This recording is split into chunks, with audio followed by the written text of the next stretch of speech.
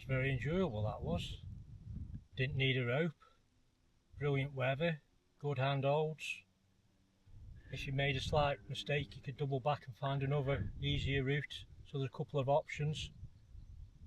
Didn't feel too exposed until you turned around, and then you suddenly got a sense of how high up you were and the exposure that you had. Yeah. Did you think that a rope would have made a difference? On the routes we've gone, no. With having a good guide and having good routes knowledge, we didn't need a rope. How much scrambling experience have you had? Not much at all. Harder than Cribgoch, even though it's got the same classification, but it's doable.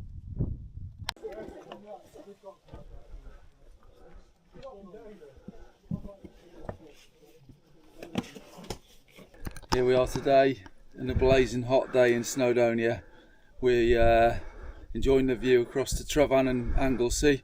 We're just about to start Bristly Ridge, scrambling up this sort of little ridge line here.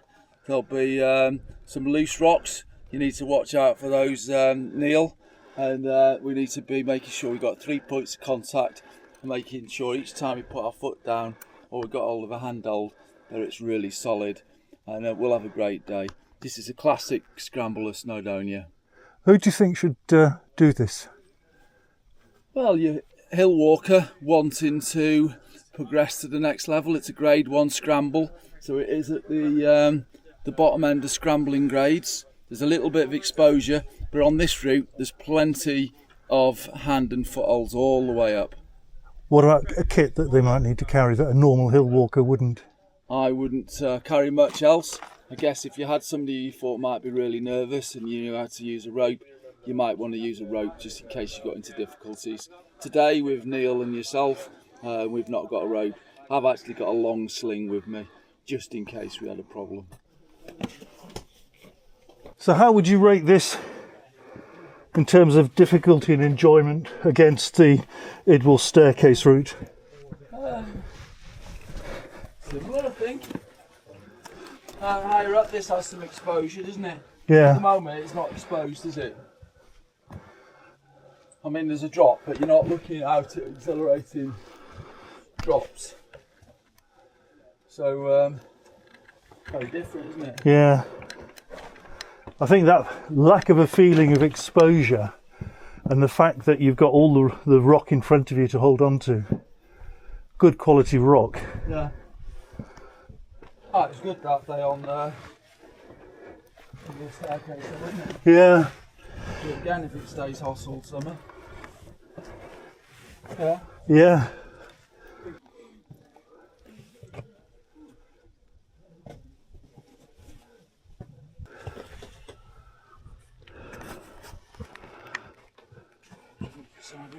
You might want to come out, swap places. Right.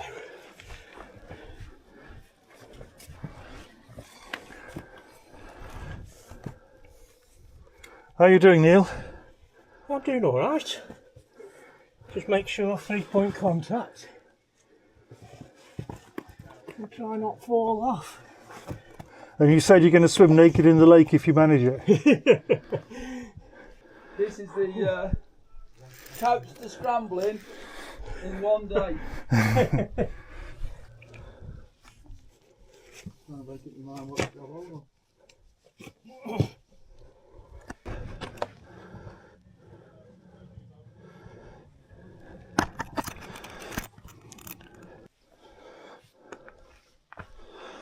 You see the Nant Francon Valley down there.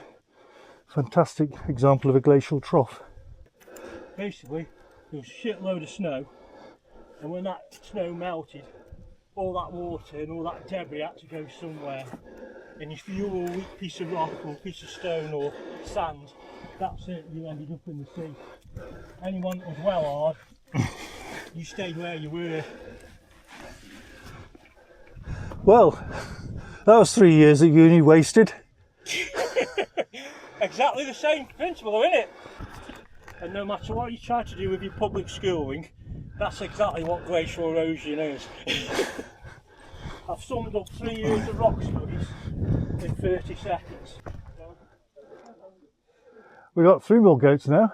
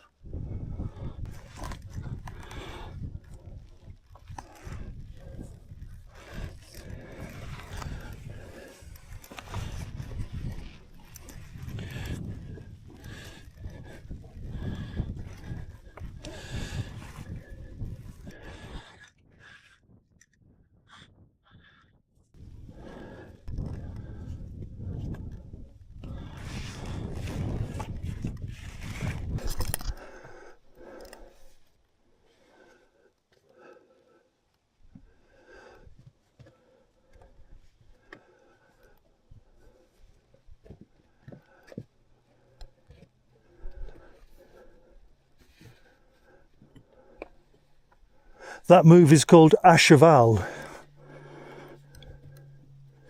to be used when desperate. And if you perform it wrong, it's lost bollock. Yeah. I'm a ball cop. Like a famous Russian climber. Yeah. Yes, if performed incorrectly, that is a change from alto to soprano in one move. Possibly even called castrato.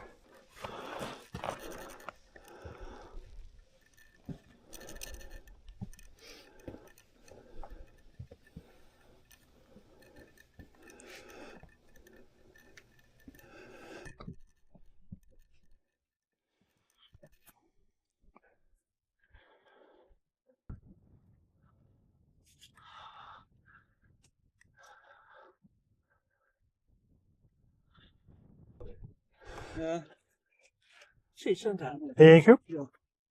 You alright there? Yeah. Do you want a bit more room or? No, that's fine.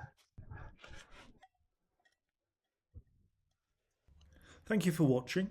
I hope you enjoyed this video and that it gives you a clearer picture of what you might find on Bristly Ridge if you have a go at it.